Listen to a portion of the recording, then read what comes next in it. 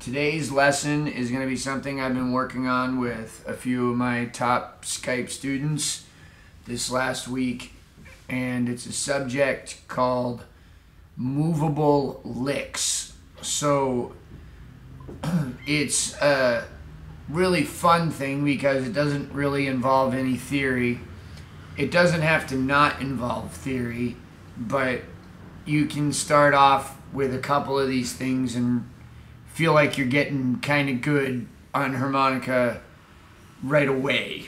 So it's kind of a fun lesson for a change with less to do about chords and harmony and scales and a little bit more to do with just playing some cool licks. So let's start with a simple lick. So I'm going to go from, that doesn't involve any bending yet. I'm going to go from 2 draw to 1 draw to 2 blow.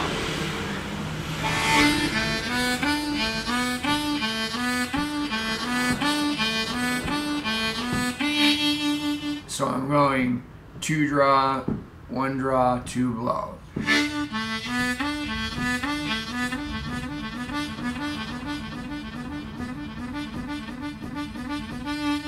And then I can just speed it up. You know, the best way is to start slow and then get faster.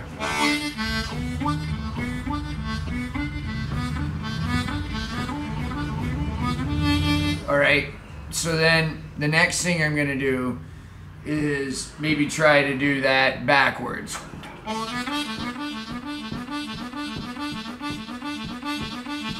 I call these different permutations triangulations. Different ways of playing the same 3 notes.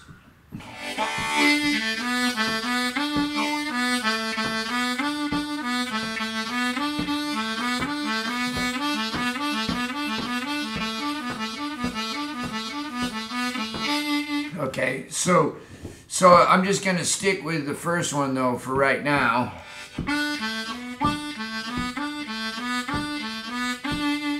And I'm going to get good at that. And once I'm pretty good at that, I'm going to try playing the same lick, except I'm going to put a bend note in it. So I'm going to do the 2 draw double bend here.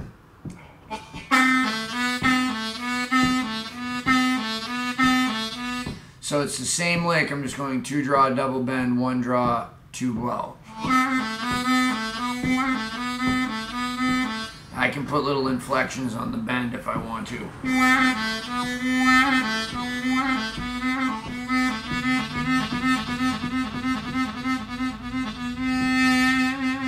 So I have the first one again that we just learned without the bend, and the second one. First, second. Now I'll try to do 1 or 2 of each.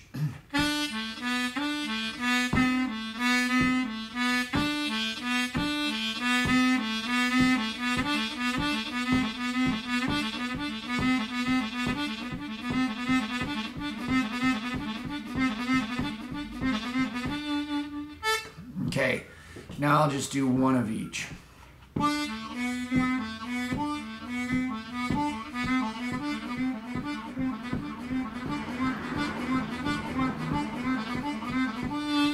Okay, so this is some of the first stuff that I heard guys like Peter Mad Cat Ruth doing, Charlie McCoy, Pat Ramsey, some of the guys that were playing fast stuff on the bottom end of the harmonica.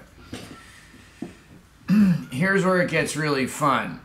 Okay, so if I take that same grouping, that pattern of movements, draw, move down an adjacent hole, move up to a blow, up 1 hole.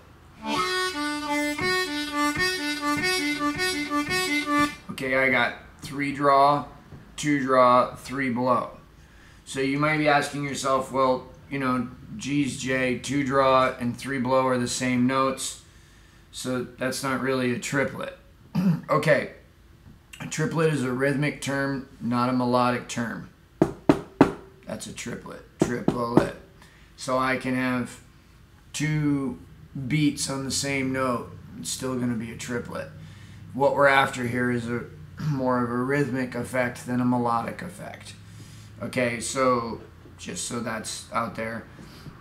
So I'm going to play 3 draw, 2 draw, 3 blow.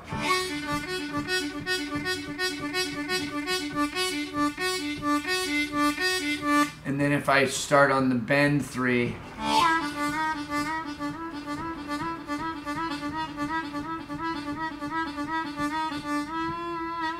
so if I do 2 of each,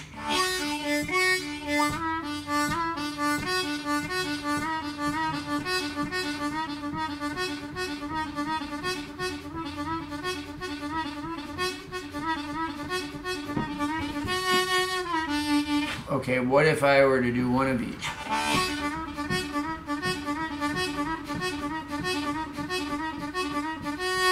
Now, I can also start on the bend note. Instead of the 3 natural, I could start on 3 bend.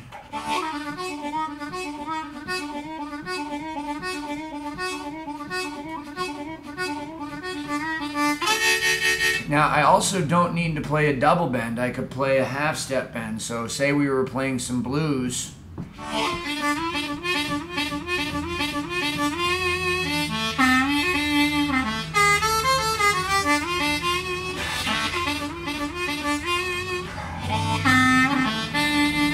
So I have that. So again, it's just I'm playing a draw note, I'm moving down to 1 adjacent note, going back up to the same hole that I started on, and playing a blow. Okay, then I'm doing the same thing except I'm bending the first note.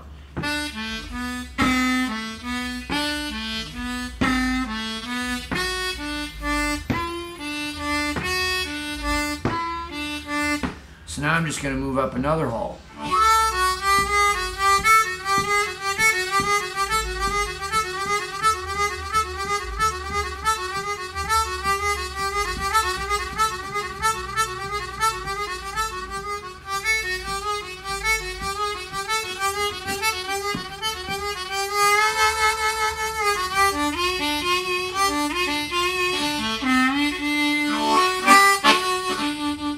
Okay, so I can just move right up the harp.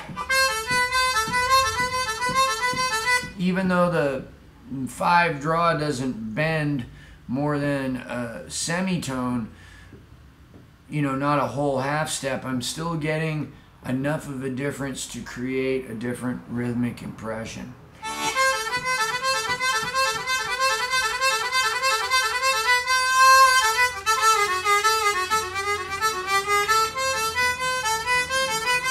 Now the next one.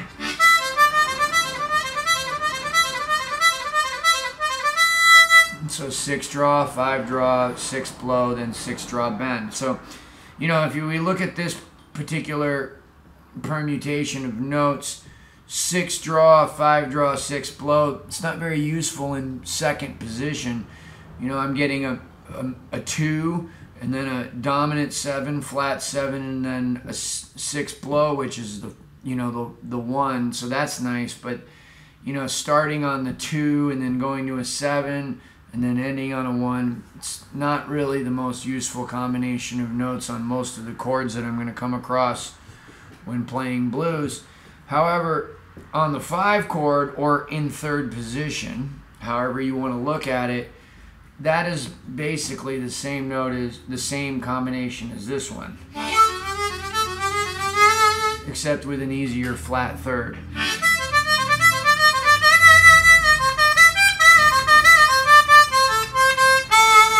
So, you know, I have a G harmonica here, and I'm playing, you know, now in the key of A.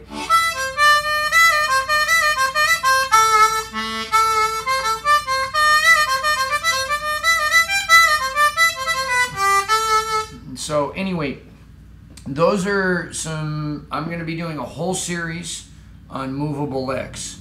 Okay, so this is video 1, movable licks.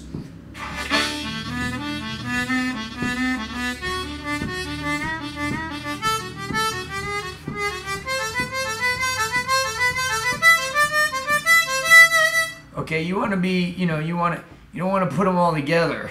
Okay. Certain ones, like, you know, what you want to do is find out what scales these licks identify with and leave them in their respective scales, at least at first, until you figure out how to get used to them and what they do, you know, melodically, and what their implications are harmonically. How do those notes relate to the chords that are being played behind us? And those are the important questions. And then if we can get that, then we can start to exploit the rhythmic nature of these things, and we can start doing all kinds of basically drum paradiddle exercises.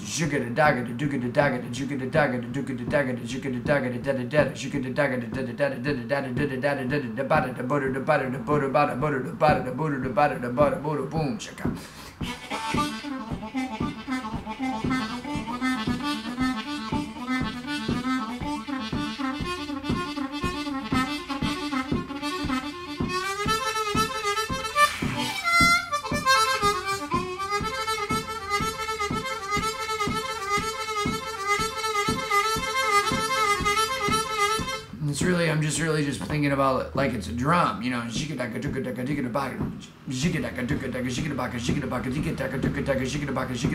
boom boom boom boom boom bow sa.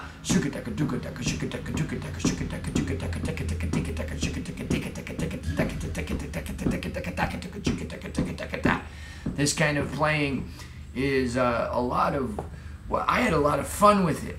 You know, I had a lot of fun because it was something I could do by myself. I didn't need to go to the Tuesday night jam. I didn't need jam tracks. All I needed was a rhythm. Just 1 and 2 and 3 and 4, and I could just sit around for hours and just do.